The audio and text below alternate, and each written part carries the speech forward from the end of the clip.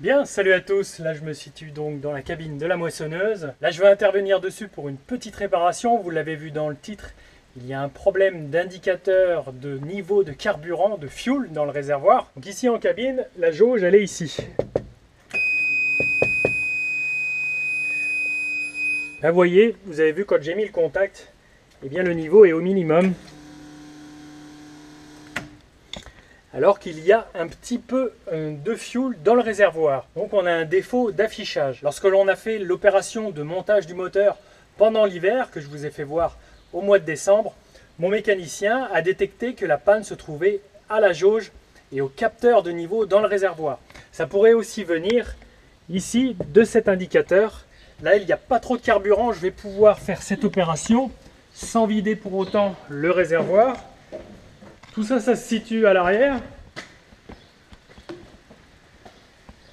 À l'arrière de la moissonneuse, on a ici, par là-haut, je fais le plein. Et le réservoir, il est accessible ici. Et le petit système qui prend le niveau, il est justement juste là.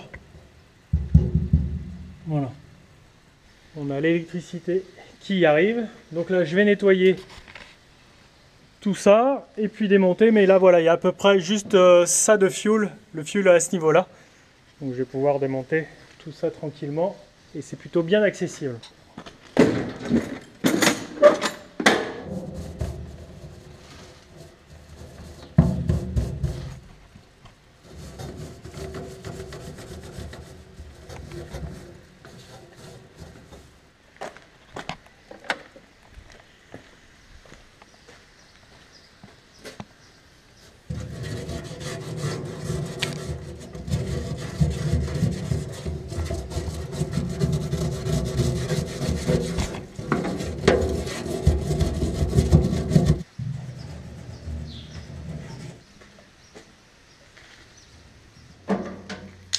Bon, ça peut paraître pas grand chose comme pièce, mais cette indication de niveau de fuel est très importante. Si à tout moment le moteur devait s'arrêter car on n'a pas vu qu'il n'y avait plus de fuel, s'il s'arrête d'un instant à l'autre, le moteur étant très chaud en plein travail, celui-ci va continuer à chauffer. De même que la pièce du turbo qui elle atteint des températures très importantes si elle n'est plus lubrifiée à tout moment par l'huile qui circule à l'intérieur, eh bien ça peut être très dangereux pour ces pièces-là. Ces pièces-là continuent à chauffer, c'est pour ça que lorsque j'éteins la moissonneuse en fin de journée après le travail, je la laisse tourner quelques minutes au ralenti, le temps que l'eau qui lubrifie le bloc et l'huile qui lubrifie également l'ensemble tombent en température et ensuite je peux couper le moteur. Donc voilà, il est très important pour moi de remplacer cette petite pièce aujourd'hui.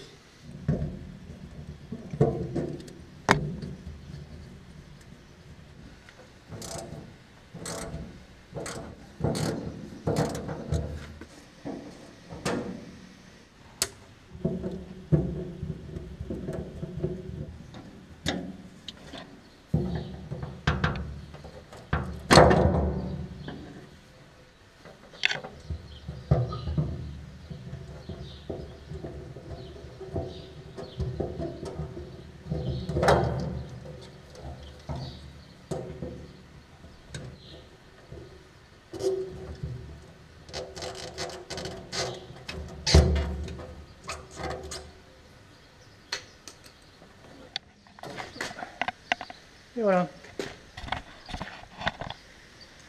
Donc c'est tout simplement, donc là cette partie elle est fixe, c'est tout simplement un flotteur. Lorsque le niveau monte, eh bien celui-ci, ça c'est un petit bout de caoutchouc qui flotte à la surface du liquide. Et voilà. Et par ce petit mécanisme là-dedans, un petit peu d'électricité, hop. Bon, il n'y a pas de fil de dénudé là-dessus. C'est sûrement là-dedans que ça déconne.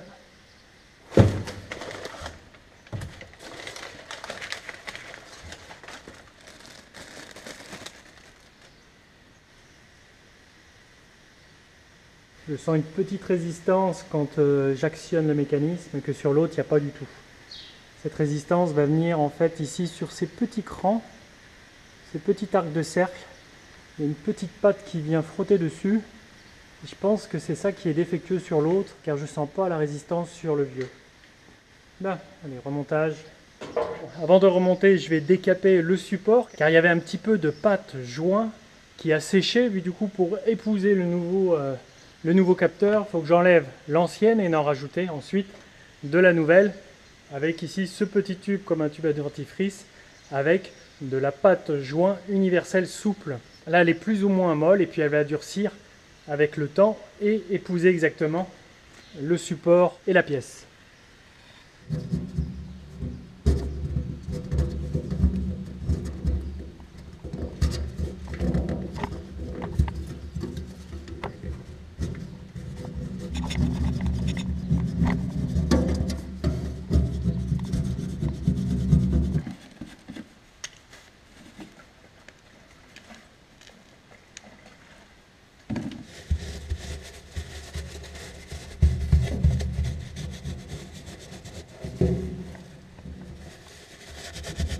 Le support est dégraissé.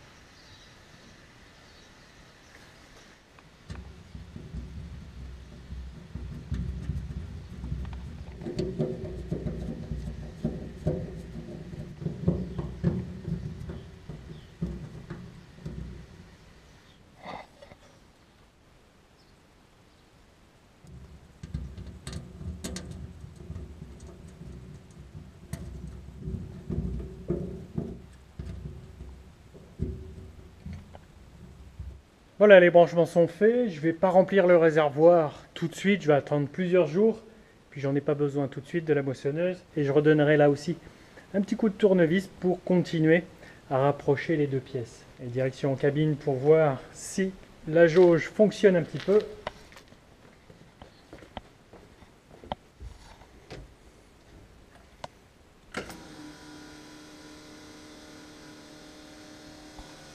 Impeccable. Là, le niveau affiche au quart plein. Donc c'est cohérent par rapport à ce qu'il y a comme fuel à l'intérieur. C'est réparé. Donc là, ces jours-ci, je suis en train de préparer la moissonneuse. J'ai encore pas mal de choses à faire. Je voudrais la nettoyer à l'eau. Et puis ensuite, remettre toutes les protections. Ici, vous voyez que c'est accessible. J'ai enlevé toutes les plaques de protection pour éviter aux souris de venir s'y installer.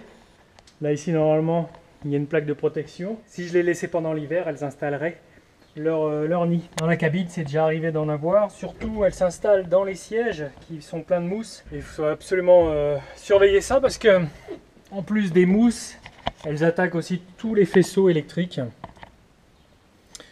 Voilà, puis la batteuse en est bourrée. Et puis quand elle s'attaque à ça, eh bien, on n'a plus d'électricité, plus d'électronique et on cherche des plombes où se situe la panne. C'est un petit peu comme trouver une aiguille dans une botte de foin. Suite au moteur qui avait lâché, j'avais pas bien pu la nettoyer, elle pouvait pas avancer, j'avais pas pu la souffler comme il faut. Et de laisser comme ça des poussières à l'intérieur du corps, eh bien les souris adorent ça. Elles se mettent là-dedans. Et puis elles y trouvent aussi à manger des graines qui restent. Voilà, j'espère que cette courte vidéo vous aura plu. Je vous dis à mardi prochain, 7h30. Ciao!